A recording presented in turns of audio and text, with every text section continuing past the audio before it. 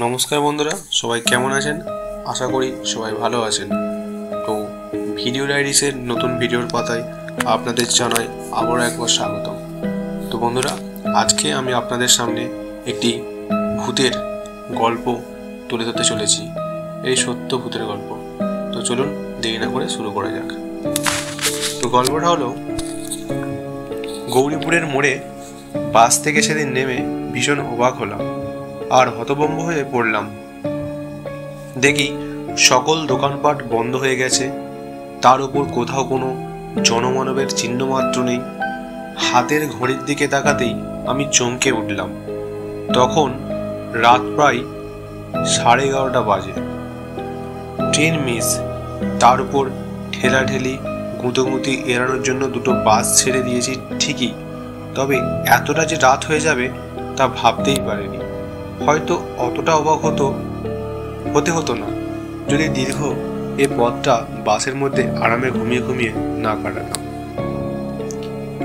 তা যাই হোক, গৌরীপুর মোড় থেকে মিনিট 30 সাইকেল জার্নি করলেই 3-4টে ছোট গ্রাম ও একটা বিরাট নির্জন ফাঁকা মাঠ পেরিয়ে আমার গাঁয়ের দেখা মেলে। গৌরীপুর মোড় থেকে ডানহাতি রাস্তাটায় হনহনিয়ে ঢুকে পড়লাম আমি। ইট বিছানা এই পথটা সীতাগঞ্জের সামনে দুটি শাখায় ভাগ হয়ে গেছে, আর তারই একটা ছুটে গেছে আমার গায়ের দিকে। ডানহাতি রাস্তাটা ধরে কিছুটা হাঁটার পর বাঁ পাশে একটা ছোট্ট বাড়ির বন্ধ দরজার সামনে দাঁড়িয়ে পড়লাম। লোহার টিন বাঁধা সে দরজার ওপরে দেওয়ালে বাংলায় মোটা মোটা অক্ষরে লেখা, সাইকেল জমা রাখা হয়। এটা বুড়ো পরেশ সেন। এর বাড়ি যারা কাজকর্ম, লেখাপড়া ইত্যাদির তাগিদে গাঁ ছেড়ে শহরের দিকে যায়, তারা প্রায় সকলেই এখানে তাদের সাইকেল আর মোটরসাইকেলগুলো জমা রেখে যায়। ভাড়া খুব একটা বেশি না, সাইকেল প্রতি 5 টাকা আর মোটরসাইকেল প্রতি 10 টাকা করে নেয়। বাড়ির টিনের দরজায় কয়েকবার সজোরে আঙুলে টোকা দিলাম, কিন্তু কোনো সাড়া মিলল না। শীতের ঠান্ডা হাওয়া দাঁতে দাঁতে কাঁপুনি ধরাচ্ছিল। মাথার মাফলারটা তাই আরো শক্ত করে কায়দা করে বেঁধে নিলাম। হাতের তালু দুটো ঘষতে ঘষতে ডাক দিলাম, কাকু দরজাটা খুলুন, সাইকেলটা নেব। তারপর আরো কয়েকবার আঙুলের টোকা দিলাম, তাও কোনো কাজ হলো না। খুড়তুতো এক দাদাকে ফোন করার জন্য পকেট থেকে মোবাইলটা বের করে দেখি বেচারি খিদে পেটে কেঁদে কেঁদে যে কখন ঘুমিয়ে পড়েছে। এখন এক বিরক্তিসূচক শব্দ করে দরজার দিকে ফিরে তাকালাম। দেখলাম ওপারে একটা কুঁজো কালো মূর্তি অন্ধকারে ঠেলে দরজার দিকে এগিয়ে আসছে। কিছুটা সামনে আসতেই লোকটার হাতের হ্যারিকেনের মৃদু আলোয় তাকে স্পষ্ট চিনতে পারলাম। হ্যাঁ, দোকানি পরেশ সেন। এতক্ষণে আশ্বস্ত হলাম। মনের অনেক দুশ্চিন্তা দূর হলো, মাথাটাও খানিক হালকা হলো। বুড়ো পরেশ সেন হ্যারিকেনটা মুচিয়ে ধরে আমার মুখখানা ভালো করে কয়েকবার দেখে নিয়ে কাঁপা কাঁপা গলায় বলে উঠল, ও তুমি? তা এত রাত অবধি কোথায় থাকো বাবু? আমি তেমন কিছু না বলে শুধু একটু হ্যাঁ হুঁ দিয়ে তার পিছু পিছু ঘরে এসে ঢুকলাম। বুড়োর সারা শরীরে কালো মোটা আরামদায়ক চাদরে ঢাকা, মাথায় মাংকি টুপি, পায়ে একজোড়া ছালোটা কালো বুট, আর চোখে সেই চেনা মোটা ফ্রেমের চশমাটা। কয়েক সেকেন্ড বাদে টর্চ হাতে দরজার বাইরে বেরিয়ে এসে সাইকেলে চড়ে বসলাম, আর তৎক্ষণাৎ বাড়ির মোটা লোহার দরজা সশব্দে বন্ধ হয়ে গেল। ঠান্ডায় কাঁপতে কাঁপতে আমি সাইকেল চালাতে থাকলাম। ইতিমধ্যেই হাতে 10 জোড়া গলিয়ে নিয়েছি। হঠাৎই খেয়াল করলাম কাঁপা কাঁপা ঠোঁট দুটো আমার অজান্তেই কখন গুনগুনিয়ে সুর ভাঁজতে শুরু করে দিয়েছে। শিশুকালে পড়া সেই লাইনটাও মনে মনে আওড়ে উঠলাম, উফ আহ কেন করো শীতটাকে তো গানটি ধরো। এইভাবে গুনগুন করতে করতে চললাম আমার অভিযান। তা প্রায় 15-20 মিনিট সেইভাবেই যাওয়ার পর হঠাৎই যেন আবহাওয়ার হালকা পরিবর্তন অনুভব করলাম। ঠান্ডাটা বোধ হয় এবার একটু বেশি ফুল ফোটাচ্ছে। দেখলাম অন্ধকারে ডুবে থাকা বাড়িঘর আর গাছপালাগুলো কেমন যেন রহস্যময় দৃষ্টিতে তাকিয়ে আছে আমার দিকে। তারা যেন আমাকে ঘিরে চুপিসারে কিসব ফোন দিয়ে হেঁটে চলেছে।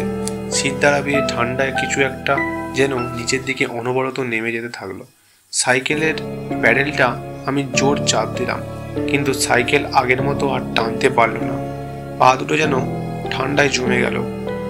মনে হলো সাইকেলের পেছনে কেউ যেন হিমালয় পর্বতটাকে বেঁধে দিয়ে গেছে, আর আমি কেতরে কেতরে সেটাকে টেনে নিয়ে চলেছি।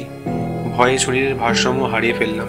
আরও একবার সাইকেলের গতি বাড়ানোর ব্যর্থ চেষ্টা করলাম, আর ঠিক তখনই আমার ঠান্ডা দেহের বাম কাঁধে এক হিমশীতল হাতের থাবা এসে বসলো। সাথে সাথে আমি বীভৎস এক চিৎকার করে সাইকেল থেকে গড়িয়ে পড়লাম।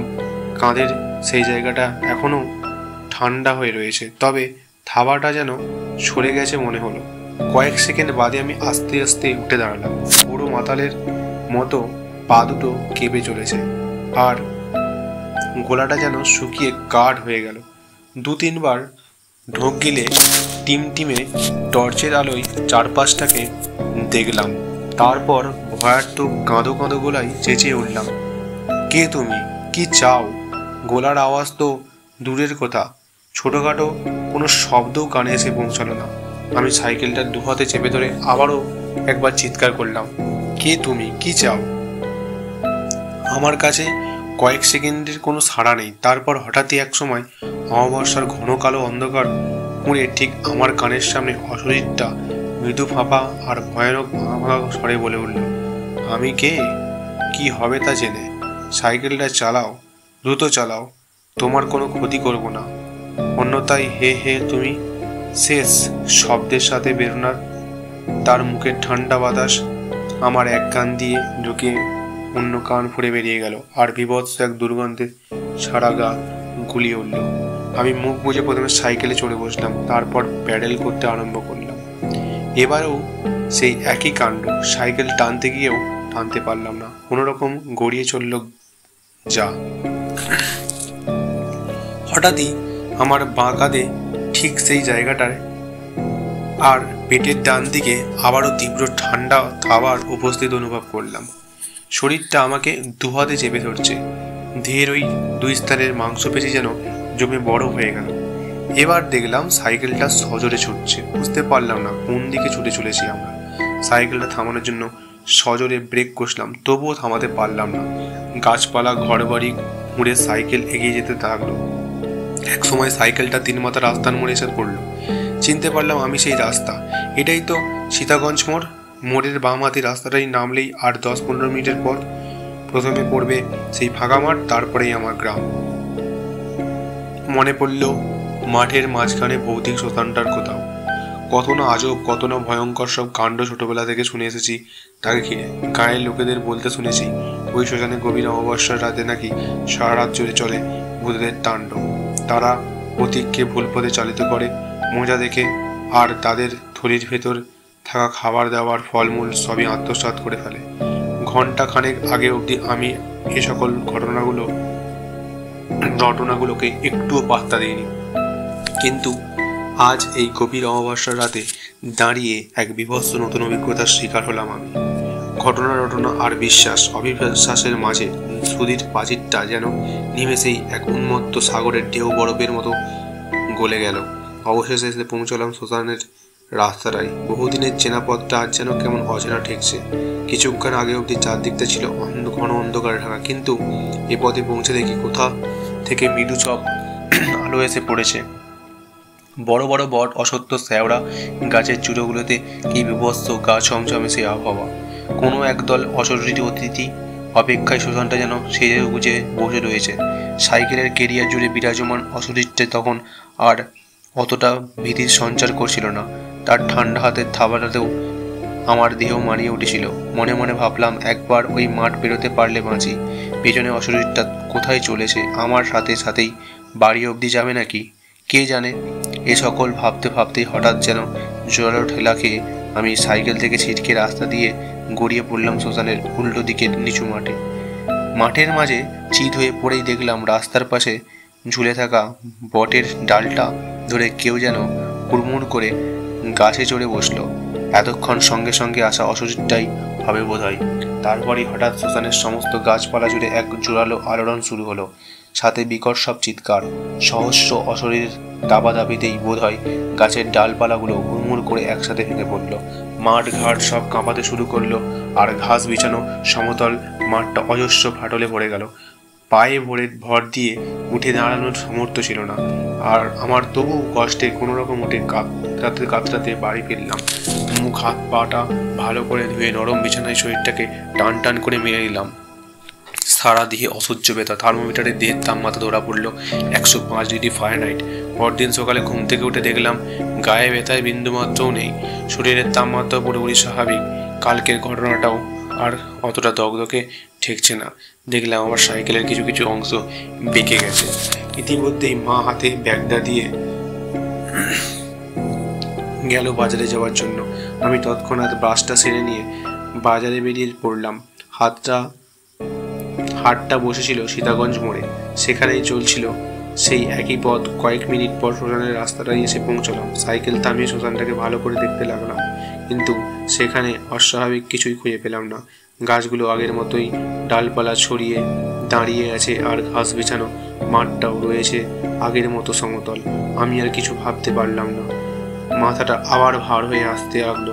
শ্মশানটা ছেড়ে আসার সময় দেখি মাঠের গাছপালা, বেটে বেটে ঘাস আর লোহার চুল্লিটা আমার দিকে ঘাড় ফিরে সমান হেসে চলেছে। তো বন্ধুরা, ভিডিওটা যদি ভালো লাগে চ্যানেলটিকে সাবস্ক্রাইব করবেন এবং পাশে থাকবেন, এবং বেল আইকনটাকে বাজিয়ে দেবেন, যাতে নিত্য নতুন ভিডিও আপনারা সবার প্রথম দেখতে পান।